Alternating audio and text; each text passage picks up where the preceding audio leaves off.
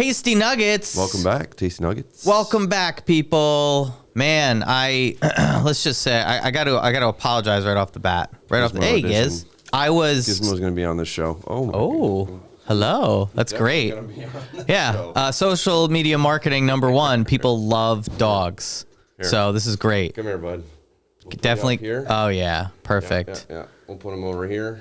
Get them a little more on the. Oh yeah, dude. That's puppies, little dogs. Right. That gets us at least Welcome 10 more views. Tasty Nuggets. This is Gizmo, everybody. Anyway, I was apologizing for last week because I had a rough week where I had to do some interpersonal communication breakdowns, and work-related stuff that it's good. Growing pains. It all worked out, but it was stressful last week, and then also I was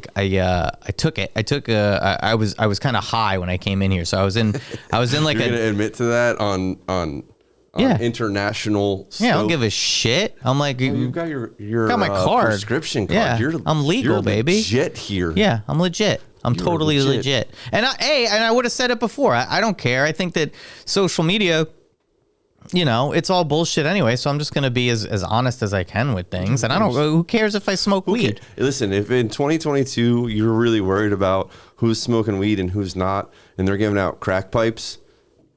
Yeah, exactly. I'm not going to get into that right now, but this is a politically neutral show. I mean, we try to be. Anyway, I had to look into that and be like, really? And it was very gray area. I couldn't really understand. But anyway, I don't think they're actually doing that. I think they're doing something. Crack pipe itself. I don't know. Whatever. Something's happening. Anyway, there's no actual crack. Anyway, it doesn't matter. So last week, I shouldn't. It wasn't really the me smoke, because it was. Hey, listen, everyone out there, you judgmental pricks. Last week, it was the end of. It was Friday. It was the end of the week. I had nothing to do, and I wasn't like blasted out of my skull. And I normally don't do that. Like, obviously, if you can't tell, I'm not like baked right now. But last week, I think it had more to do with just being emotionally and physically and mentally drained. Emotional damage. Yeah, exactly. This guy's tough guy over here. Can't talk about his feelings. This TikTok over here. Yeah, this TikTok over here. Anyway, this episode, man. We got the dog. Great. I mean, we're gonna have. I tell you, like at least 10 more views. Visual ASMR. Yeah, people love dogs. He's like half sleeping right now. Yeah, I mean, he's adorable. So you know what I do want to talk about? He's waiting for his mom to come here. Leave him on the whole Speaking show. of his mom, starting to tell you earlier, totally off topic, but like. I just think that this is outrageous. Kelly is at Costco this morning to pick up a few things. And one of the things that we tend to get from Costco, and I think a lot of people do, is they buy their meats or poultry from Costco. Man, if this doesn't get more exciting in the next 10 seconds. Listen to this, man. Could you like... A thing of like tenderloin, beef tenderloin. Yeah. I don't know the exact weight. $127. Well, you got to know what it is per pound. I mean, not that I want to get into this in any great detail. Tell me how much it is per pound. Over $4. I mean, $4 a pound, dude. That's insane. That's insane. $200 and something for a piece of meat at Costco. You're not going to the butcher shop, bro. We're talking about like simple cuts. We're not talking about filet. All right. Anyway, Tasty Nuggets. Welcome back. Gizmo edition. Leaving it in. What are we talking about again? Leaving it in. That's what we're talking. We're talking about leaving it in. Last week, I was a doofus on the thing. I was not happy. That's right. Leave it in. I was also more, I whatever. But like, I was more about just being mentally drained last week than it was about. I was just not in the mood. And you have to always shoot, even if you're not in the mood. You have to shoot. Yep. You have to make yourself do it. Not be hard on yourself, but make yourself do it. And then last week, just leave it in. I didn't even care. We were talking about stuff, and I was just, I was so out of it. I was like, I don't know, man. I was like, I don't know. I have no idea. And I didn't, so that's fine. But in retrospect, I probably shouldn't even have. If I wasn't so baked, I probably wouldn't have read the question out loud immediately. I probably would have reviewed it first. But anyway. It is what it is. We'll put it out there again. I don't put it out there. Like you're gonna have more views by putting it out there, but if you don't put it out there, you got no views. You're telling me that you're fine-tuned for today's performance. Since now you were here last week and did a podcast. You were here on Wednesday Yeah. or Tuesday and did a podcast. Yes. With Aaron. I got a lot to say. I was so scattered. That's funny because it was the opposite on that one. I think I was my normal self or I was more scatterbrained on that episode. You were like the expert. You were like the cut to, you were like the. I loved it. Fauci. The Fauci ouchie. That's right. Yeah, I was the talking head. I was the. Don't buy them. Oh, man. It's a terrible space That's right great. now. No, that's that. Maybe buy them. I don't know. I didn't want to scare you guys, so I told you not to buy them when you really should have bought them. Oh man, no, NFT. you shouldn't. Like, look, this is the thing. It's like a stock. Like, you got to really research the company. Yeah, I agree with that. And no, because there's so much. If you look at the highest volume NFTs, they're all these Bored Ape knockoffs, and it's like if you see something like that, don't buy that because it's not going to go up, it's going to go down. And there's scammers out there that are creating. They made a 3D tiger. They made a 3D pig. They did these ones that were all kind of the same, and it would come up. They would create fake Discord numbers. They'd pump their numbers on Twitter. They'd pay an influencer to promote it, and it was this thing. Price shoots up, everyone gets hyped, they buy it, and it went down. It happened the same similar project by the same people in like days apart or whatever. So like there's shit like that where people don't know and they're just buying stuff and they gotta, you gotta do research or ask people. My brother tells me about these projects all the time and I'm just like, bro. We're gonna have a sit down with NFT Fauci over here because NFT you know Fauci. what? Seriously, that's my new rap name. You're welcome. I don't know if I want royalties or publishing. I think I want part of the publishing. I mean, that's not that goes out. No. You could have on the name. You no, can I'll take it publishing. You could. I think it's interesting because I said we were talking. You were on your Instagram live a little bit earlier, and just filling some time. Yeah, we were talking about you just like randomly brought up some crypto stuff, and that's right. It's because somebody in the live brought it up, and I'm just like. Crippies, Well, that's because you're NFT Fauci. But we're talking about the market being up right now, and you're saying not to buy, because the any NFTs. I wasn't saying to or not to buy, and I not financial advice, not NFA, not financial advice. Not to buy it because the cost of the price of ETH is up, which I'm thankful. No, what I said, Your Honor. No. This is my story. What I said was that. When ETH price goes up traditionally, and by traditionally I mean it's been like a year since NFTs have actually been a thing. Really, it may even introduced to the mainstream. So when ETH is going up in price, usually the cost of NFTs goes down because people are trying to get out because their ETH is worth more, and they're like, oh, if I sell it now, they're thinking in dollar amounts basically. So with that in mind, once the NFTs go down. That's actually the best time to research and find the ones that you could buy because you're going to get them for the best price. Dip, right? Yeah. And the FOMO is real, man. Oh, it's so real. It's so real. My brother the other day had to talk him off the ledge and just be like, I don't know about this one, buddy. Maybe you should NFTs take a break. Are such like a hype thing right now, and it's so funny because the 18 to 20 somethings are really savvy with it, and the Gen Xers like myself, not myself included because I actually pay attention to this stuff, but the Gen Xers that are just kind of like catching mainstream verbiage on it now from whatever outlet they're picking it up from, whether it's a podcast, whether it's Twitter is the place. Twitter's the place to be. TikTok, whatever. TikTok is they shill and talk so much. Like it's just the best place to go is to Twitter and look for do some research in the community before jumping in. Yeah, so people are wanting to jump in on the NFT market, and it's vulnerability right now. It's easy. People are just going out there. They just want to buy something. They don't know any value in it whatsoever. No. Which is a whole nother episode, man. We always come back to this like crypto NFT conversation. It really is. I think there's so much to talk about when it comes to it. There is. I'm always interested as well. I want to ascertain as much information from anybody else that I can. Maybe we should do another show. Maybe we have to do Crypto Fauci. Oh, I'm sorry, NFT Fauci. NFT Fauci over here. But I think it's probably a good idea and talk about, maybe even like talk about. I could just come in and just read what's going on, because there's so much that you don't even hear about that's going on under the surface. There's like soap opera stuff, scams, all kinds of crazy shit, I don't even trends. can't get in line with it either. And I try to look for extracurricular outlets to ascertain the information from. So I like read, and it's a media outlet, but it's an app, also a media outlet. It's called Decrypt. You ever hear of it? Yes. So I mean, Correct. What? I said yes, correct. I stay in line with that. I have that on my phone instead of opening up Apple News every morning. I start with that. There's a good one, and this is a faux pas, but I'm going to bring it out just because we're talking about it. I would say kind of get in line with things like that. Take the time to read the white papers. Yeah. On whatever project you're going to put your money into. Look at the roadmaps. They can get super NFTs. technical. They could be 70 plus pages long. You're not going to understand all of those things for sure. You got to absorb it and Google it. Yeah. Google it. There's this one that I follow called The Drop. The Drop? It's I subscribe. It's so funny that now NFTs, like newsletters, I would subscribe to them for things like, markety stuff, and I'd get them and I don't really read them.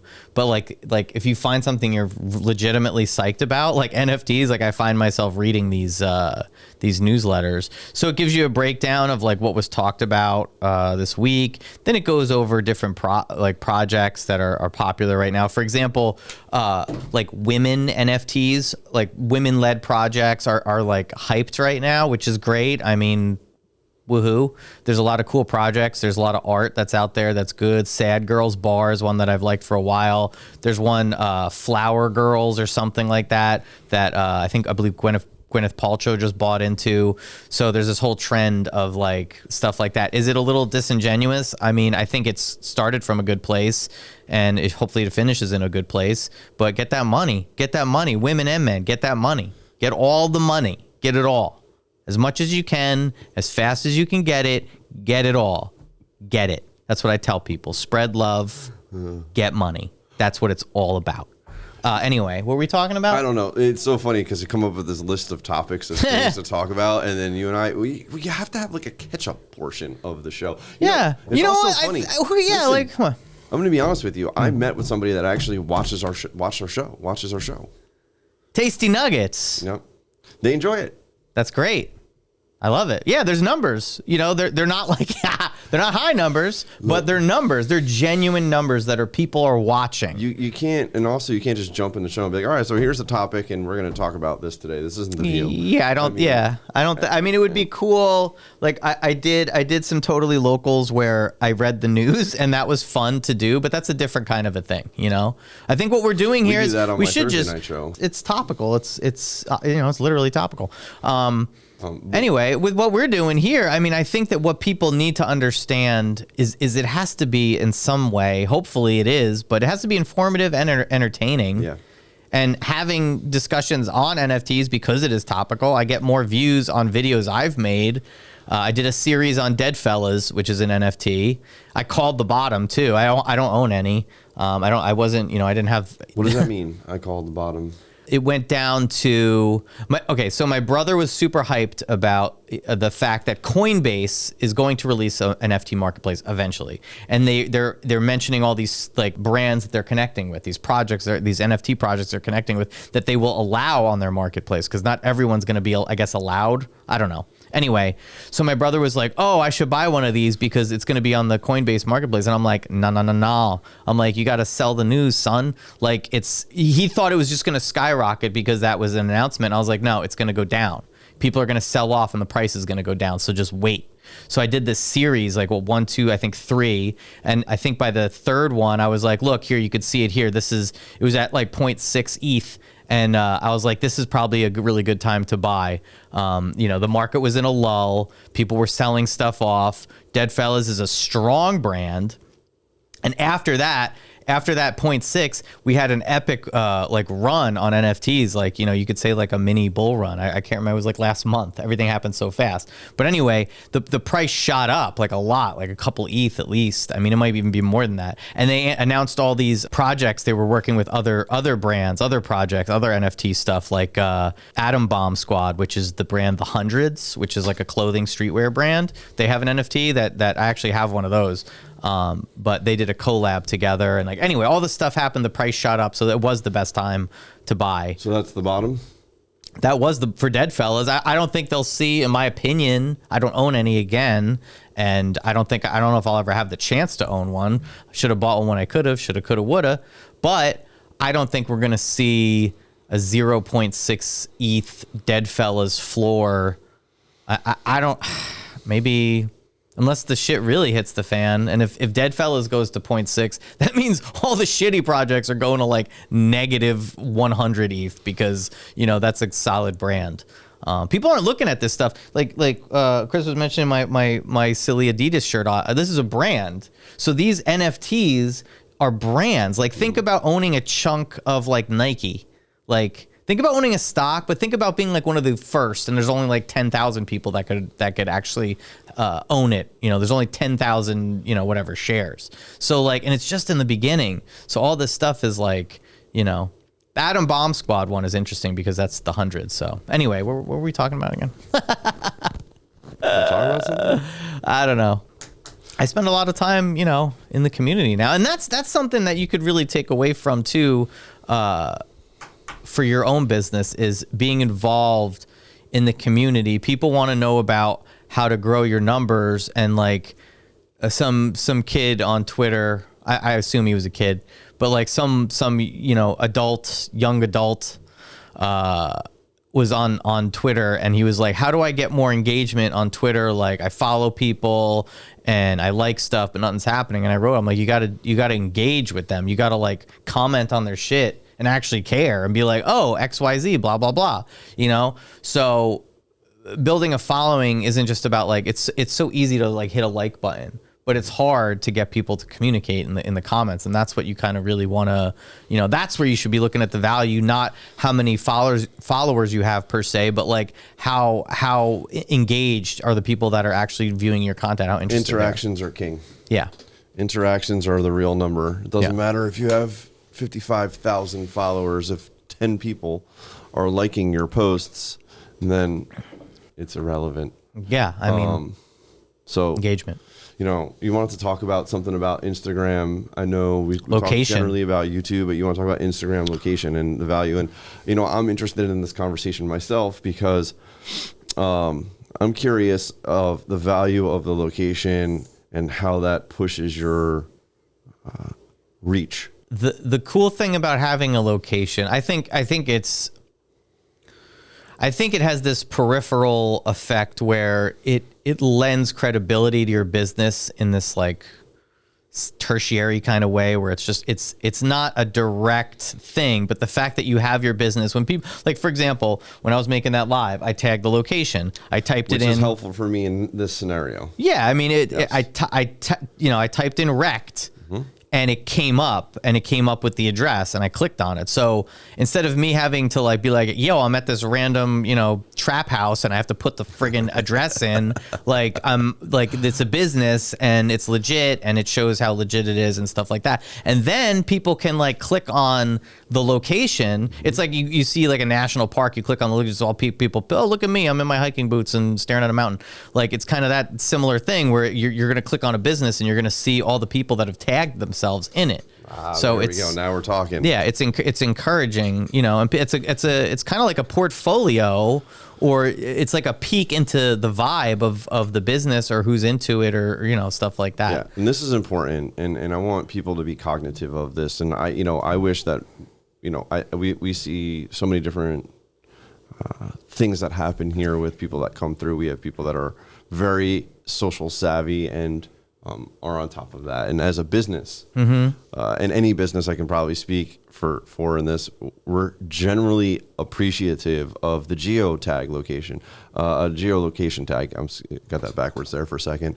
And it means a lot because it helps perpetuate our business. And especially if it's in a small business setting, you guys are really easy to tag locations when you go to something phenomenal, something that is deep pocket, multi-billion dollar Coachella, whatever. Yeah. But you guys aren't tagging these small businesses when you're putting your posts out, or when, and I bet people are tagging your shit. It's important that you do it. There are some people that don't. Even if you're not comfortable with it being, I mean, they've got all these new things now in paid partnership with that go on tags on there. But even if you're not comfortable for whatever reason, in actually putting your geolocation, whether it's a, tag on a story or in your gallery itself, then you can simply tag that business, location, whatever. You can squeeze it down to nothing till it's gone. Okay. And then post it. And that allows the facility to be able to reshare that if you have that enabled, which also helps perpetuate their business and show that people are going and doing things at their business. So use geotags if you're a consumer and you're doing, and do it for small businesses. Don't just do it for fucking Macy's and Coachella. That's what I'm saying about that. Sorry, Gizmo. I forgot that he was up here. So there's that. And then I want to play devil's advocate too in my about geolocation. All right. When I post myself, I think this is a common mistake, and it depends on what you're trying to do. When I post myself, we have a lot of time. First of all of the work on our Instagram at Wreck'd Pro is our own work. Okay, it's all from here in our facility. Obviously, but not everybody does that. Really? Like production studios? Well, I mean that's sketchy. Yeah, it is. So it's all our own work. It's all our own portfolio. We also tend to geotag our studio in our own posts, and I think that also pigeonholes us into the amount of people we get in front of. We want to show that it's here at the studio, but I don't know that it's necessarily always the best thing. And I'm going to consult to you for this, Andrew. Geotagging my posts. Should I be geotagging my posts for my studio here, or should I be geotagging my posts for different things like Anywhere USA or New Jersey, just, or something like that to like reach a broader spectrum? I mean, no, since you're a brick and mortar business, yes, tagging the address. Look, people could come from far and wide, but I mean, I think you have steady growth in the business. People are hearing it. Like you get a lot of work with bands and rappers. We have and stuff like travelers that too. So we've had bands from Virginia and Connecticut. Yeah. So I think it doesn't. I don't think it hurts. I think it's a good thing because to do my specific. Yeah. Place. Definitely. I mean, I like the look of it. Yeah. A little bit better, like, what if somebody wants to know? I mean, there obviously the address is going to be on the account and people can get there, but like, if you're tagging stuff with just New Jersey and they click on where you're at and it's just New Jersey, like that shows all the other posts from New Jersey and not all the other posts that people are tagging of your stuff. Yeah. So I mean, I don't know. I think that tagging the exact address is okay. The way So to continue do it. on with that is what you're telling me. Yeah, keep doing it. Keep doing it. The thing I was going to bring up too was I had a client with their Instagram account where their location disappeared. It vanished. So if you typed in the name of the business, the location, and they were getting antsy with it because it wasn't resolved. And the reason it wasn't resolved is because there wasn't many things online that you could read about it. And maybe that's probably a really good blog post since it wasn't out there. It was really hard to search the keyword terms, first of all, because it's like it starts bringing up these random results, personal, not from a business standpoint, but from like a personal Instagram account, their issues. So I couldn't find the information I wanted. So I had to just go out and troubleshoot. So how do you troubleshoot something like that? Well, you have to go into the settings of Instagram, see what you're linked to. You have to go into the settings of Facebook and be like, are these linked together? You have to go into, it's like a maze back there. You have to go into the settings of the Facebook page. You have to go into the create area. I forget what the hell it's called. Like there's a whole other dashboard to create stuff. Facebook Creator, to make posts and schedule them and stuff. Business Manager? Yeah, something like that. Business Manager, which is a dumpster fire, by the way. Yeah, well, that's what I'm saying is like, and then on top of that, there's the Business Manager, the Ads Manager, and all the settings in there. So I had to go through all of that. I had to relink the Instagram to the Facebook, make sure everything was connected properly. Some people were saying like, oh, delete it from your phone, reinstall, blah, blah, blah, all this stuff. I'm like, I'm not doing that because whatever. I didn't think that had something to do with it. The last thing I was going to do, and fortunately I didn't have to do this step. I procrastinated a little bit on going through this step, and then it turns out I didn't need to. So I guess it worked out. But there's this service or website or whatever it's called SEO Moz, and then SEO Moz Local is this thing you can get where you sign up for it. I think they do it for like $14 a month, and then there might be like some enterprise level. You have to pay it annually. But anyway, you put your business in, and you put your address in, and then it goes through all of the different like the business directories and social media accounts and all the shit that's out there, and it searches them and says, okay, we have this business at this address, we have your business on like Yelp at this other address, we have you on Google knows you at this address, and they basically, it takes a little time, but it fixes all the inconsistencies. And the interesting thing with this client I was working with is on this list, because they'll do it for free. You can go there and it'll show you a checklist of where you're fucking up, basically. SEO Moz? SEO Moz, yeah, and then SEO Moz, M-E-Z or M-A-S? SEO M-O-Z, and then if you Google just SEO M-O-Z and then local, SEO Moz Local, if you Google that, the right page will come up and you can see what I'm talking about and enter the address in. So anyway, on the client's thing, when I did the free analyzer thing, it showed as like question mark or X or whatever. It wasn't on Facebook, right? So I saw that. I ran all this troubleshooting stuff, and what I assumed was going to happen was it was going to correct itself. Over time it would have like all whatever I did to troubleshoot it, it's not going to happen immediately, but it'll correct itself. Right. And that's exactly what happened. It came back, and now the location, everything. Yeah. So I think, so I didn't have to use SEO Moz Local, but I've used it in the past for businesses, and it is super helpful for stuff. Well, I'm curious now that you say that, because we've moved, Wreck'd has always been here. Mm-hmm. But our other business has moved a couple of times over the course of its lifespan here. Mm-hmm. And I'm curious to see but I don't have any issues with geolocation on either business. But I'm wondering, is that a great tool just to have in general? Do you? I mean, I've used it. My addresses are up to date here. I think it's super convenient, and I'd rather throw money at a problem like that than have to go into each different business directory and like fix it myself. I've done that in the past. It's super annoying.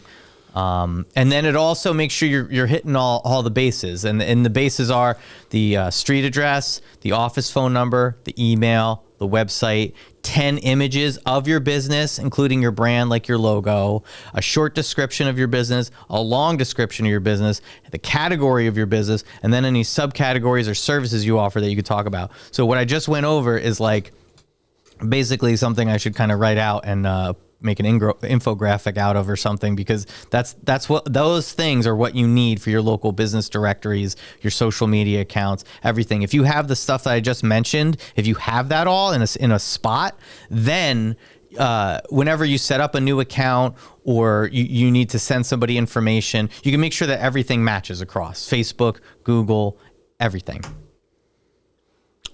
SEO Moz Local. Yeah. And then all those stuff, get those 10 images of your business together, and have control of your Google business account. A lot of people don't have control. I don't know if I've talked about this before, because I talked about this. Google My Business, people don't have control. Yeah, what people do is they'll hire a marketing company. This is mostly for like people like older and they'll folk. Create the Google My Business for them, and then with their own username and password as the recovery. Yeah, it's out of your control, and then you can't update it later on. So crazy. Yeah, people do stuff like that all the time. They don't own their domains. They don't have. Yeah, that stuff happens all the time. Get it? Don't host with GoDaddy. That's a whole nother show. Yeah. Domain names, buy domain names from GoDaddy. Don't do anything else on GoDaddy. Do not get an SSL. Do not get an email address. Those are so poorly. Those are very insecure. I've heard. I have stories about. Oh, dude, I've got my own stories 2 times. 2 times. 2 times with with GoDaddy and their secure hosting, quote unquote. And getting it essentially a hack that affected our back-end database portion of our website, an SQL hack. You probably didn't update. Did you have your plugins updated? That was the issue. It was the Oh, plugins. oh, how did I know? Yeah. Well, I mean, OK7 Creative web design. Whatever. Maintain. Aaron in that podcast, he was just like, OK7 Creative Agency. I don't know the name of your business. It's like, OK7. That's it. Come on, bro. That's Aaron, it. Come on, bro. Well, he was like OK7, and then it says like creative. It says like creative agency after that because I'm like, yeah, that's what I do. I'm creative. Like that's what I do at the heart of it. I don't want to say marketing. I'm gonna barf on this mic. Like I can't stand the word marketing. You did say it a little bit earlier in the show as well. What? That you don't like the word marketing. No, I don't like it. I guess it fits, and I guess it's moist. Yeah, to me, it hits like moist. Yeah, to me, it's like marketing, meh. Yeah, like you need to be creative. You need to create content, and that's where I'm at. All that other stuff is just bullshit, in my opinion. Like get your finesse, get it all nice, get your content nice, create content and make it nice. NFT Fauci, folks. NFT Fauci in the building, son. Oh man. Yeah. All right. So that's it for geolocation. You know, I mean, I think it's pretty simplistic, the idea of it. I just want to tell people to do it. You want to make sure that when people type in your business, that all the data is correct across all the channels, and that your business comes up as that address. And if people are typing in, say, near that address. Not that it really matters, but if they were typing in, say, near that address, if people are looking at a map, if your place is popular enough, meaning like people are going there, checking in, people are writing reviews, it could pop up just on the local map. People could just see it as like a landmark, so to say. So, I mean, that's again, it's like a tertiary thing, but it's still like branding. It shows when you go to somebody's social media and they have all their stuff filled out, and then you look at their posts and they're all like new and the colors are all nice and it looks good and they're just pumping it out, like, and their stories are all sick. Instagram. Yeah, exactly. You're totally right. I appreciate that. So like when you see that, that's your brand. That's what you're projecting out into the world. So people will, mostly younger people, but people do notice that and say, oh, they're on top of their shit. You know? Listen, it depends on your business, I guess. Younger people are your market. You got to have your shit on lock. The younger people, you gotta really appease them. Every business out there could benefit from having all this stuff cleaned up and looking nice. You know? Yeah. Agreed. Looking nice. Yeah. I don't know. I think we're good. I think we recorded enough shit. We didn't even talk. That's 2 shows that were like, we're going to talk about YouTube today, ladies and gentlemen, and then talk nothing about YouTube. Yeah, no, okay, we're at that part. Sweet spot anyway. A little bit. You hit the red button, right? We recorded, right? Yeah, everything was recorded. Tasty nuggets. That's never been. Tasty. It will soon. We're gonna do it. We should probably. It'd be cool if we do the episode and then. One. Huh? Yeah. We do the episode normal, how we do it, record it, and then could we also could we record it like we normally record it and then also broadcast it to Twitch? Yeah. That'd be cool. And you know what else would be cool with that is and I don't know if this is possible, but if you had, say you had your computer where you're controlling the twitchiness of it, like we're sitting here and you're twitching out. Okay. If you had that and then you could broadcast the screen of your twitchiness. We can do that too. That would be awesome as well. Welcome to Wreck'd Productions, ladies and gentlemen. Yeah, that would be cool. We can do all of that. So you mean so you can see the screen on the screen while we're doing our stream? Yeah. We can absolutely do that. That would be cool. You guys want to see our dashboard? That would be cool. Yeah. All right. Maybe not. Maybe next week. Maybe not. But to see, the thing is that will be live. Well, we record Tasty Nuggets live. Yeah, it would be Tasty Nuggets Twitch edition live. So what do you want to do? So wait, time out. Do you want to do Twitch edition live, or do you want to pre-record it and then stream it live? Oh. Although it's already pre-recorded, but then you can't interact with chat the same way. You have to interact with chat virtually instead, which kind of takes away the value of the live stream itself. No, I think we do the live stream live. We record the episode, and then we take that and make the episode out of what's recorded, and then Twitch is just live. Right? You're losing me on step 3 when you're like, we take that's recorded and make that the episode. Take that's recorded and we put that on YouTube. Yeah, of course. Yeah, that's all I'm saying. Yeah. And then you also want to see the Twitch screen so we can talk about what's happening on the screen. Yeah, I mean, yeah, it's like I'm gonna need, I'm glad I'm not as high as I was last time because I'd be like, what? We're going to live in the stream. We're going to make video within the video. The difference with this, that is, though, is that in difference between when you're doing totally local with Facebook, is if we're going to do it on Twitch, we're going to have a feed of the chat in the room as well. And you're going to have to speak back to the chat's going to talk very nice to people us? that are speaking to you and not ignore them. The chat's talking to us and we're talking to the chat? What?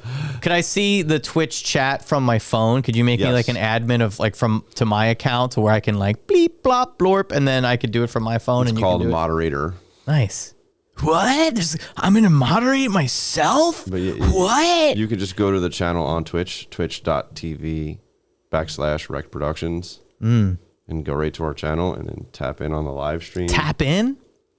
I'm going to tap in on myself being on the show live, but I'm going to tap it in and moderate myself? What? That's right. Smash that button. Smash the button of myself? All right, we're done with this show. This shit's over. I'm done. Gizmo edition next week or the week after, maybe Twitch edition. Who knows? Who knows? Gizmo, what do you have to say about this? You done with the podcast? Yeah. What? Good stuff? You're going to wake up? All right, we're done. All right, bye. Bye, everybody.